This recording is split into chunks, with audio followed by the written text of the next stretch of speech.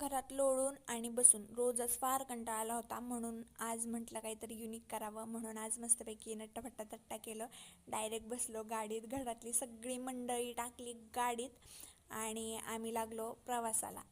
तर आमची लहानशी चिव फारच गोंधळली होती, कारण ती पहिल्यांदाच गाडीत बसली होती. आणि मंडळी ही सगळी मंडळी आहेत आमच्या घरची, जरी काळी असली तरी पण समजून घ्या आणि तुम्ही मला बघा. आणि हा आहे आमचा ओम, त्याच्यासाठी आम्ही मुलगी बघतोय, कोण असेल तर नक्की सांगा. असा तसंच प्रवास करत करत आम्ही पोचलो आमच्या गावातल्या देवीला, जे आमच्या शेतात आहे. आणि आमची जीव अशी बघत होती की ती कुठं आली तिला समजत नव्हतं. वरून तर फार सगळं हिरवळ पसरली होती. खूपच भूक लागली, म्हणून आम्ही गेलो डायरेक्ट मिसळ खायला.